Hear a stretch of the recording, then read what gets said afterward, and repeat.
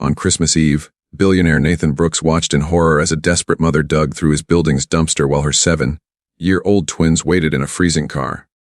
What he didn't know was that 20 years ago, he had saved this woman's life with a simple act of kindness, and she had been searching for him ever since. Their eyes met across the frozen distance, and in that moment, both their worlds shattered and began again. This is not just a story. It's a piece of someone's hidden pain, quietly waiting to be heard. In today's story, we dive into a moment that can change everything, in the most unexpected way. Before we begin, where are you listening from? Canada? The US? Norway? Let us know in the comments. Because stories may begin anywhere, but they connect us all. Stay with us until the very end, because sometimes, what breaks your heart can also heal it. And if you believe stories can change lives, hit subscribe. Join our journey. We'd love to hear your thoughts. Drop a comment. Your voice matters here. The Chicago wind howled like a wounded animal, cutting through the designer fabric of Nathan Brooks's coat as if it were paper. December 24th, 11:47 p.m. The city's elite slept soundly in their penthouses, dreaming of tomorrow's extravagant celebrations, while Nathan stood frozen on his balcony, a prisoner in his tower of wealth. Below, in the harsh glare of security lights, a scene unfolded that would shatter his carefully constructed world. A woman, thin as winter itself, moved through his building's dumpster with the desperate precision of someone who had crossed every line dignity had ever drawn for her. Her fingers, blue with cold, sorted through discarded remnants of excess, the untouched prime rib and delicacies from tonight's holiday party that his neighbors had carelessly thrown away. But it wasn't the woman that stopped Nathan's heart. It was the two small faces pressed against the fog window of a beaten Honda Civic. 7 years old, maybe 8. Their eyes held the terrible wisdom of children who had learned too young that the world was not the fairy tale adults pretended it was. Almost done, babies. Sarah Mitchell whispered to the frozen air, her voice cracking with exhaustion and shame. Her hands shook, not just from the 17-degree cold, but from the knowledge that she was stealing scraps to feed her children on Christmas Eve. Emma and Ethan hadn't eaten a real meal in 3 days. Tomorrow, other children would wake to abundance. Her babies would wake to empty bellies unless she swallowed what remained of her soul. Nathan's breath fogged the window as recognition hit him like a physical blow. Sarah, the cleaning lady who had worked in his building for over a year, moving through the lobbies like a ghost, efficient, invisible, forgotten. How many times had he passed her without truly seeing? How many times had he complained about his suffocating life of privilege while she scraped together pennies to survive? The realization carved through him like ice water through veins. While he sat in therapy sessions discussing the burden of inherited wealth, this woman was literally digging through garbage to keep her children alive. Found something. Sarah breathed, pulling out a container of barely touched roast beef. Through her tears she couldn't afford to shed because they would freeze on her cheeks. She could see it was still sealed, still good. The party had ended just hours ago. She thought of Emma's question earlier that evening. Mummy, why might Santa not come this year? And Ethan's brave attempt to comfort his sister. Maybe Santa's just really busy, Emma. Maybe next year. 7 years old. And they were already learning that magic was just another lie adults told to make themselves feel better about a cruel world. The crunch of footsteps on frozen gravel made Sarah's blood turn to liquid terror. Security. She would lose her job, the only thread holding her family above complete destruction. Her legs, numb from the cold, refused to cooperate as she tried to run. Police, she started, then stopped. The figure approaching wasn't security. Nathan Brooks himself emerged from the shadows, carrying shopping bags filled with last-minute gifts for people who needed nothing. His expression was unreadable, but his eyes held something Sarah had never seen in the faces of the wealthy. Recognition, shame, horror at his own blindness. Their eyes met across the frigid distance, and Sarah Mitchell's carefully constructed wall of dignity didn't just crack, it exploded into 1,000 pieces, each shard reflecting the truth she could no longer hide. She was exactly what she appeared to be, a desperate mother stealing garbage on Christmas Eve while her children waited in a car that might not start in the morning. Your children? Nathan said quietly, his voice rough with an emotion he couldn't name. How long have they been sitting in that car? Sarah's answer would haunt him for the rest of his life. 4 hours, Mr. Brooks. It's warmer than our apartment. The heat got shut off yesterday. The shopping bags in Nathan's hands, expensive trinkets for people who had everything, suddenly felt like weapons of his own selfishness. He looked at the woman before him, really looked at her for the first time, and felt something inside his chest crack open. A decision formed in that moment that would change everything. Not just for tonight, not just for Christmas, but forever. Get your children, he said, his voice carrying a command that surprised them both. You're all coming upstairs. Now. Sarah stood in Nathan's penthouse kitchen like a woman who had stumbled into heaven by mistake. The twins clung to her legs, their wide eyes drinking in surroundings that seemed carved from dreams. Marble countertops that gleamed like moonlight, a refrigerator that hummed with the promise of abundance and floor-to-ceiling windows that transformed Chicago's skyline into a constellation of fallen stars. 12:23 a.m. officially Christmas Day, and Sarah couldn't stop her hands from trembling as Nathan pulled container after container from his refrigerator. Enough food to feed her family for a month. "Mr. Brooks, we can't," she began, but he silenced her with a look that was both commanding and surprisingly gentle. "It's Christmas, Sarah. Your children are hungry. Please. Sit down." Emma whispered something urgent to Ethan, who tugged on his mother's worn jacket with the solemnity of a child carrying adult secrets. "Mummy, are we in trouble?" The innocence in his voice hit Nathan like a physical blow. He knelt to their level, his expensive suit touching the pristine floor without hesitation. "No trouble, buddy. I just thought you might like some hot chocolate while I heat up some food. Would that be okay?" The twins looked to their mother for permission. A gesture that broke Nathan's heart, because he realized they had learned not to want things, not to hope for kindness from strangers. When Sarah gave a small nod, their faces transformed with the kind of pure joy that money could never buy. Nathan busied himself with the cocoa maker he'd received last Christmas and never used, grateful for something to do with his hands, while he processed the magnitude of what had been hiding in plain sight. "I've seen you," he said quietly as he worked, not looking at Sarah directly because shame made it impossible. "Every Tuesday and Thursday for a year. Always the first to arrive, last to leave. I should have noticed." Sarah's laugh was bitter music. "That's the point, Mr. Brooks. We're supposed to be invisible. Clean your world without disturbing it." She watched her children sip hot chocolate with the reverence of communion, their small fingers wrapped around mugs that probably cost more than her weekly grocery budget. "I have a college degree," she said suddenly, the words escaping like prisoners. "Business administration. Graduated with honors 8 years ago, back when I thought the world was full of possibilities." Nathan paused in his preparation. "What happened?" Sarah's voice became steady, matter of fact. The tone of someone who had told this story to herself so many times it had lost its sting but none of its truth. "Got pregnant right after graduation. Twins. Their father Marcus promised we'd make it work. We were young in love. Thought we were invincible." She paused, watching Emma carefully cut her meat into tiny pieces, savoring each bite like it might disappear. "He left when they were 4. Said he couldn't handle the pressure. Left us with nothing but debt from his failed business ventures and a broken lease." She met Nathan's eyes for the first time. "I've been trying to climb out of that hole for 3 years, Mr. Brooks. But every time I get close, something happens. Car breaks down, kids get sick, hours get cut. It's like the universe has decided we don't deserve better."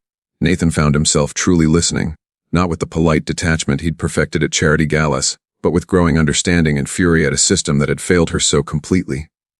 At 29, he'd inherited $40 million from his grandfather's technology empire. He'd never wondered where his next meal would come from, never calculated whether he could afford both electricity and groceries, never faced the choice between medicine and rent. "The heat in your apartment," he said suddenly. "How long has it been off?" Sarah's silence was answer enough. 3 weeks, she finally admitted. "We've been sleeping in the living room together, all the blankets we own piled on top. I told them it was like camping." Her voice cracked. "They pretended to believe me." "That ends tonight," Nathan said with quiet authority that surprised them both. Emma and Ethan had finished eating and were struggling to keep their eyes open, full bellies and warmth making them drowsy for the first time in weeks. "There are 3 guest bedrooms down that hall," Nathan continued. "You're staying here tonight, all of you." Sarah started to protest, pride warring with exhaustion, but Nathan held up his hand. "Tomorrow we'll figure out next steps. Tonight, your children sleep somewhere warm and safe. That's not charity, Sarah. That's basic human decency." As he watched her carry her sleeping children to the guest room, one in each arm despite her own exhaustion, Nathan felt something shift inside him, an awakening to the profound disconnect between his world and the reality most people lived. He pulled out his phone and started making lists, his mind racing with possibilities. He had resources, connections, power he'd never truly utilized for anything meaningful. Tomorrow, everything would change. But tonight, for the first time in years, his penthouse felt like a home instead of a luxurious prison, filled with the quiet breathing of children who finally felt safe enough to dream. Christmas morning arrived with Emma's delighted shriek echoing through the penthouse like music Nathan didn't know he'd been starving for. "Mommy!" It snowed, and there's a tree, a real Christmas tree. Nathan stood in his kitchen doorway, coffee forgotten in his hand, watching Sarah emerge from the guest room with tears streaming down her face. Sometime during the night, while his sleepless mind had wrestled with revelations and possibilities, he'd gone out and bought everything. A 7-foot Fraser fir, decorations that sparkled like captured starlight, and enough presents to make up for every empty Christmas these children had ever known.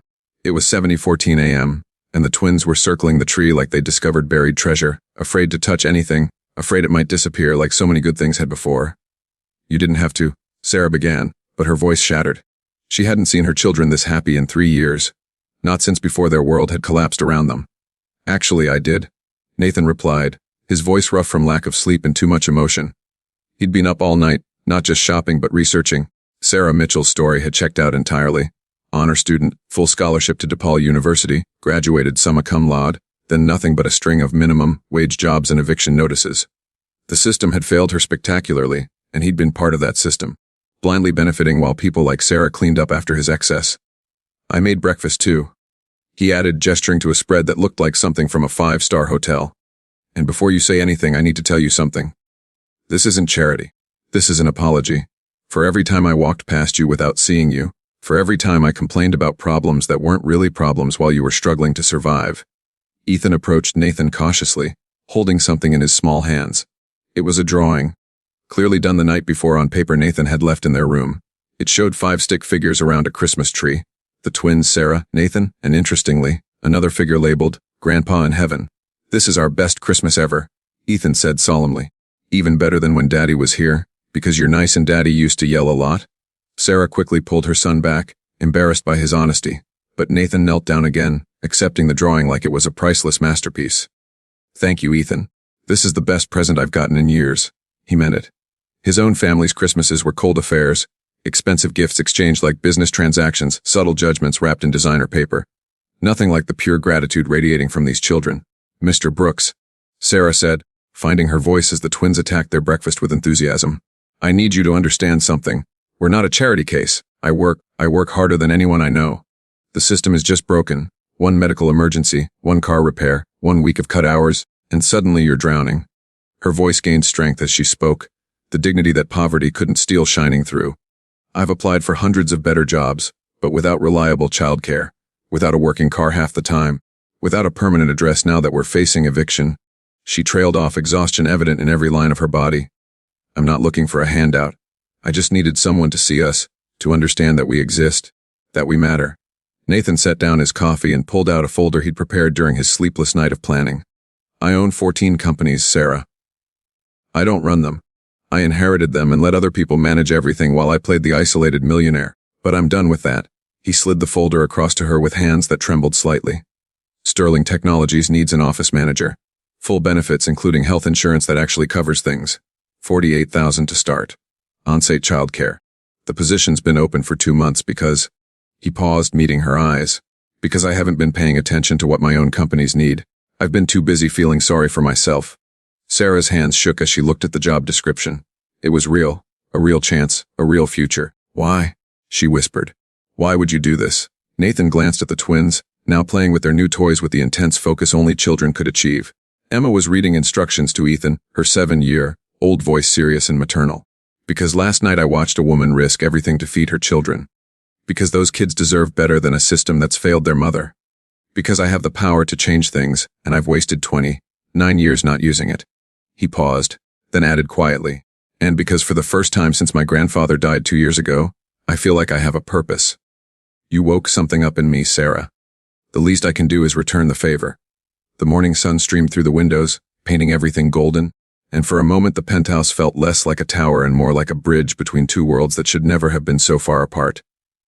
3 days after Christmas, reality crashed back with the force of a wrecking ball. Sarah stood in Nathan's office at Sterling Technologies, her new employee badge still feeling foreign around her neck, when her phone exploded with messages. Marcus, her ex-husband who had vanished like smoke 3 years ago, had seen a social media post about her new job about Nathan Brooks helping their family. Suddenly, the man who'd left them with nothing but debt and broken promises was threatening legal action. Joint custody. His lawyer's email read with cold precision. "My client has been rebuilding his life and is now ready to resume his parental responsibilities." Sarah's legs gave out. She sank into a chair, the paper crumpling in her shaking hands as the room spun around her. Marcus didn't want the kids. He'd made that clear when he walked out. He wanted the connection to Nathan Brooks, the smell of money, the opportunity he'd always chased but never caught. Nathan found her 20 minutes later, hyperventilating into her hands, her face pale as winter. "He left us with nothing," She gasped between breaths that wouldn't come. 30,000 in debt from his schemes. No child support. No contact for 3 years. The twins don't even remember him anymore. But now that we might finally be okay, now that someone's helping us, he wants to play father? Nathan's jaw clenched as he read the legal documents, fury burning through his veins like acid. He knew this game, had seen it played in his own family circles where money brought out the worst in people who were already circling darkness. "Sarah, look at me," he said firmly, kneeling beside her chair. "You're not alone in this anymore. I have the best lawyers in Chicago on speed dial. Marcus doesn't get to waltz back in and traumatize those children because he smells an opportunity." But the situation was more complicated than either realized. That evening, as Nathan drove Sarah and the twins to their newly repaired apartment, heat restored, rent paid for the next 6 months, a familiar figure stood waiting by the building entrance. Marcus Williams looked nothing like the charming college athlete Sarah had fallen for 9 years ago. Addiction had carved hollows in his cheeks, desperation lived in his eyes, and his expensive new suit couldn't hide the tremor in his hands or the telltale signs of someone barely holding it together. "Daddy," Emma whispered, confusion and fear mixing in her voice. She remembered just enough. The yelling, the doors slamming. The morning they woke up and Mommy was crying and Daddy was gone forever. Ethan pressed closer to Nathan's leg, instinctively seeking protection from a man he didn't recognize but somehow knew to fear. "Sarah, baby, we need to talk," Marcus said, his voice oil smooth and practiced. "I know I messed up, but I'm clean now. 6 months, got a job, got my act together. I heard you're doing well, and I'm happy for you. For us, we could be a family again." The lie was so transparent Nathan could see through it from 10 feet away. Marcus's pupils were dilated, the telltale glassiness of someone high on something stronger than hope. "The kids need their father?" Marcus continued, but his eyes kept drifting to Nathan, calculating, measuring. "And from what I hear, Mr. Brooks here has been very generous. I'm sure he understands the importance of keeping families together." "You need to leave," Nathan said quietly, stepping forward to position himself between Marcus and the family. "Now." Marcus laughed, ugly and sharp like breaking glass. "Or what? You'll call security. I have rights. Those are my kids, my family. You're just some rich boy playing hero." His mask began to slip, revealing the desperation underneath. "Sarah, tell him. Tell him how good we were together before things got hard." Sarah found her voice, stronger than she'd expected. "We were never good together, Marcus. You were just better at hiding who you really were. You left your children hungry and cold. You don't get to come back now that someone else fixed what you broke." Marcus's face twisted, all pretense abandoned. "Someone else. That's what this is about. You trading up Sarah? Spreading your legs for a penthouse view." The words hung in the frozen air like poison. Emma started crying, not understanding the words but feeling the violence in her father's voice.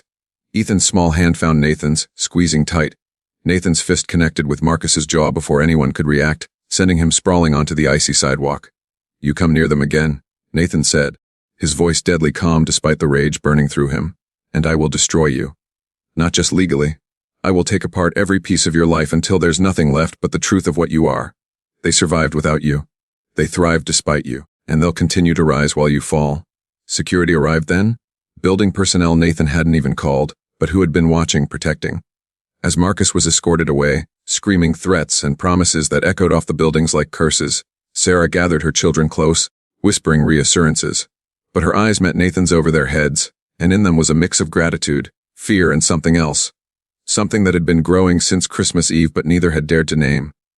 The battle for her children's future had begun, and with it the realization that Nathan Brooks was no longer just her employer or benefactor. He was becoming something much more complicated and dangerous to her carefully guarded heart. 2 weeks into the new year, Sarah discovered what $48,000 a year really meant. Sitting at her new desk at Sterling Technologies, she did the math for the 5th time, tears sliding silently down her cheeks. After 3 years of choosing between groceries and electricity, she could afford both. The twins could have new school supplies, clothes that fit, birthday parties like their classmates. The relief was overwhelming, but so was the fear. Every morning she waited for someone to tell her it was a mistake, that she didn't belong here among the gleaming surfaces and confident professionals who moved through the world with the certainty that it owed them something. Nathan watched her from his office doorway, recognizing the imposter syndrome he'd battled his entire inherited life. But while his was about unearned privilege, hers was about systematic exclusion from spaces she had every right to occupy. "The team loves you," he said, making her jump. She quickly wiped her eyes, embarrassed to be caught crying at work. "Janet from accounting says you've reorganized their filing system better in 2 weeks than the previous manager did in 2 years. Sarah managed a smile, but Nathan could see the exhaustion beneath it. The custody battle with Marcus was escalating. He'd gotten a lawyer somehow, and Nathan suspected Marcus's family was funding it, hoping for a piece of the perceived golden goose. The mediation is Thursday, Sarah said quietly. My lawyer says Marcus is demanding 50-50 custody and… She paused, the words sticking in her throat. Back child support. From me, the woman who's been raising them alone while he was God knows where doing God knows what. That evening, Nathan did something he hadn't done in years. He attended a family dinner at his mother's Gold Coast mansion. Not for the stilted conversation or passive, aggressive commentary on his life choices, but for intelligence. His mother, Victoria Brooks, knew everyone who mattered in Chicago's legal system. This Sarah woman, his mother said over her second martini, her tone dripping calculated interest. The cleaning lady you've taken such an interest in. Is she pretty? Nathan's jaw tightened. She's a human being in need, mother. Something you might not recognize anymore. Victoria laughed, cold and knowing. Oh, darling, I recognize need perfectly. I also recognize when my son is falling in love with someone entirely inappropriate. She paused, studying her olive with the focus of a scientist. But Marcus Williams is bad news. His family's been covering for him for years. Drugs, gambling, fraud. He's a walking liability. Judge Morrison owes me several favors. The children shouldn't be anywhere near that man. The revelation that his mother had been watching, investigating, shouldn't have surprised Nathan, but it did. You'll help? He asked, suspicious of her motives. Victoria's smile was sharp as crystal. I'll help those children. They're innocent in all this. And despite what you think of me, Nathan, I remember being a young mother once. Before your father's money changed everything, before I became… She gestured to herself with bitter elegance. I was just a woman trying to protect her child. Her voice softened almost imperceptibly. Sarah Mitchell reminds me of who I used to be. Besides, she added, you haven't looked this alive in years. Even if she is entirely wrong for you socially, at least she's making you feel something. Thursday's mediation was a massacre. Marcus arrived high, barely concealing it behind designer sunglasses and too much cologne. His lawyer tried to paint Sarah as an unfit mother who'd hidden the children from their loving father, but Sarah's attorney, one of the best Nathan could find, systematically destroyed every argument. Employment records showing Marcus had been fired from 6 jobs in 3 years. Police reports Sarah had never filed but neighbors had. Emergency room visits for Emma's asthma that Marcus had never attended, never paid for, never asked about. The final blow came when 7-year-old Ethan, brave beyond his years, asked to speak to the judge privately. What he said in those 10 minutes remained confidential, but when they emerged, the judge's face was granite and Marcus's fate was sealed. Supervised visitation only, Judge Morrison announced. 1 hour per month, pending successful completion of rehab and parenting classes. Full custody remains with Ms. Mitchell. Mr. Williams will pay back child support calculated from the date of abandonment. Marcus exploded, screaming about corruption, about Nathan buying the verdict, about Sarah being a gold-digging. Security removed him as the twins huddled against their mother, and Nathan felt something primal and protective rise in his chest. Later, in the parking garage, Sarah broke down completely. It's over. She sobbed against Nathan's shoulder, not caring about propriety or professional boundaries. He can't take them. They're safe. Nathan held her, breathing in the scent of her vanilla shampoo, feeling the way she fit against him like a missing piece he hadn't known he was looking for. They were always safe. He murmured against her hair. I would never have let him hurt them. Any of you. She pulled back to look at him, and for a moment the air between them crackled with possibility. Dangerous, beautiful, inevitable. Then Emma's voice broke the spell. Can we get ice cream to celebrate? The moment passed, but something had shifted, something irreversible. They were no longer just employer and employee, benefactor and beneficiary. They were something more complex, more dangerous, more real than either had planned for. The battle was won, but the war for their hearts had just begun. January 28th marked exactly 1 month since Christmas Eve, and Nathan stood in his penthouse at 3 a.m. unable to sleep. The space felt wrong now, too large, too empty, too quiet without the sound of children's laughter that had filled it during those magical days after Christmas. He found himself at Sterling Technologies earlier each day, staying later each night just to be near Sarah's orbit. He told himself it was professional interest, ensuring she was settling in well. But the truth was more dangerous. He was falling for her, hard and fast and completely inappropriately. She was his employee, a woman he'd pulled from poverty just weeks ago. The power imbalance was undeniable, the ethical implications clear. But every time she smiled, really smiled, not the polite professional one, but the genuine joy that transformed her entire face, his carefully constructed walls crumbled a little more. Sarah, meanwhile, was fighting her own battle. Sitting at her kitchen table after putting the twins to bed, she stared at her laptop screen, researching Nathan Brooks, trying to understand the man who changed their lives so drastically. 29 years old, inherited $40 million at 27. Parents divorced when he was 12. His social media was sparse but revealing, charity galas he attended but looked miserable at, family photos where he stood apart, isolated even in crowds. The gossip sites paired him with various socialites, but never for long, never seriously. He's lonely, she said aloud to her empty kitchen, then immediately felt foolish. Nathan Brooks, lonely. He could have anyone anything. Yet she remembered his face that Christmas morning, watching her children play. He'd looked hungry, starved for something money couldn't buy. Genuine connection, family, belonging. The next morning brought a crisis that would change everything. Sarah arrived at work to find Nathan's office in chaos, his mother Victoria standing in the center like an ice sculpture come to life. "There you are," Victoria said, her gaze dissecting Sarah layer by layer. "We have a problem. Marcus Williams is dead." The words didn't compute at first. Sarah felt her knees buckle, but Nathan was there, his hand steady on her elbow. "Overdose," Victoria continued clinically. "Last night. But here's the interesting part. He left a note. Suicide apparently, though the drugs in his system suggest otherwise. The note names you Sarah. Says you drove him to it by taking his children, turning his family against him. The media will have a field day, my babies." Sarah whispered, her mind racing. "How do I tell them? They just started sleeping through the night again. Just started to feel safe." Nathan's arm came around her shoulders, propriety be damned. "We'll tell them together," he said firmly. "And we'll handle the media. They don't get to turn this into something it's not." Victoria watched the interaction with sharp interest. "Together," she repeated, one perfectly sculpted eyebrow rising. "How very interesting." The next 72 hours were hell. Photographers camped outside Sarah's apartment building. The twins couldn't go to school without being harassed. Someone leaked Sarah's work email, flooding it with hate messages calling her a gold digger, a murderer, a woman who destroyed a father trying to reconnect with his children. Nathan moved them into his penthouse temporarily, but they all knew it was more than that. It was a declaration, a choosing of sides. His publicist quit. 3 board members from his companies expressed concern.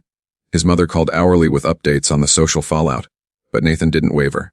Not once. The breaking point came when someone spray-painted KLER on Sarah's apartment door. The twins saw it before she could shield them, and Ethan's small voice asking, "Did we make Daddy die?" shattered something inside Nathan. That night, after Sarah had cried herself to exhaustion and the twins were finally asleep, he made a decision. At 11:47 p.m., exactly 1 month after he'd first seen Sarah in that dumpster, he sat beside her on his couch and took her hand. "I need to tell you something," he began, his voice rough with emotion. "This isn't just about helping anymore. It hasn't been for weeks. I'm falling in love with you, Sarah." His words hung in the air between them like a confession and a prayer. "I know it's wrong. The timing is terrible. You're vulnerable. I'm your boss. There are 1,000 reasons why I shouldn't say this. But if we're going to face this storm, you need to know where I stand.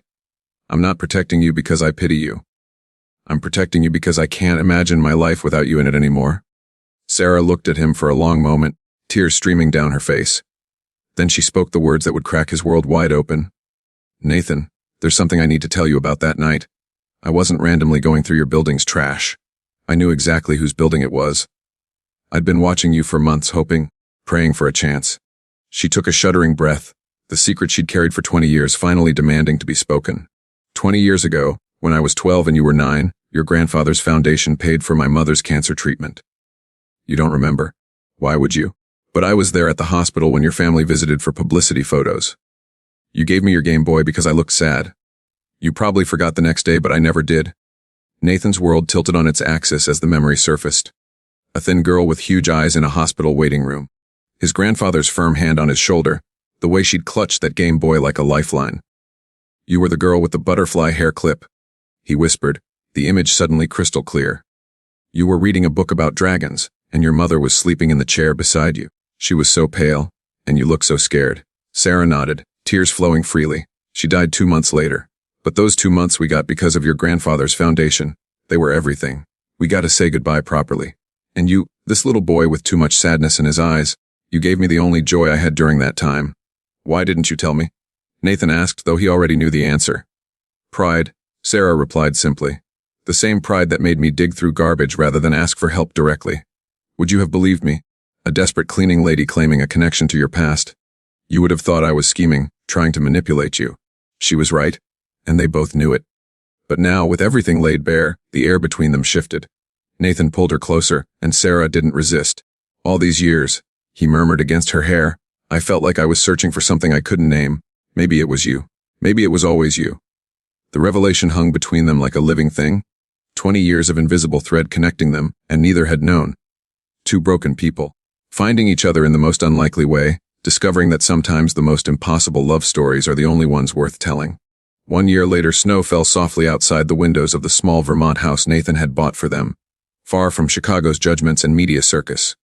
The twins, now 8, sat by the Christmas tree they'd decorated together, reading to their baby brother Thomas, who gurgled happily in Emma's careful arms. Sarah stood in the kitchen, her wedding ring catching the light as she prepared Christmas Eve dinner. The same date that had brought them together now marked their first anniversary as a family, chosen, fought for, and completely their own. Nathan appeared behind her, wrapping his arms around her waist, marveling at how right this felt. How this simple house, these ordinary moments, felt more valuable than all the wealth he'd inherited. "Do you ever regret it?" Sarah asked, leaning back against him. "Everything you gave up," Nathan smiled, watching their children through the doorway, Emma teaching Thomas to clap, Ethan building an elaborate tower of blocks, all of them safe and loved and free from the shadows of their past. "I gave up nothing," he said simply. "I gained everything." In the living room, Emma looked up from her book and called out, "Uncle Nathan. I mean, Daddy, will you tell us the story again? About Christmas Eve." "Which story?" Nathan asked, though he knew. "Our story," Ethan chimed in. "About how you found us." Sarah smiled as Nathan settled onto the couch with his family. This had become their tradition, the telling of their beginning, transformed from tragedy into triumph, from desperation into hope. Once upon a time, Nathan began baby Thomas quiet in his arms. There was a little boy who learned that the best gifts dawn. A billionaire discovers his cleaning lady digging through garbage to feed her starving twins on Christmas Eve, not knowing she's the same girl he showed kindness to 20 years ago when her mother was dying. As he saves her from poverty, her abusive ex-husband returns demanding custody, the media destroys their reputations, and society tries to tear them apart. But their impossible love survives every storm, proving that sometimes the smallest act of childhood compassion can echo across decades to create the most extraordinary redemption.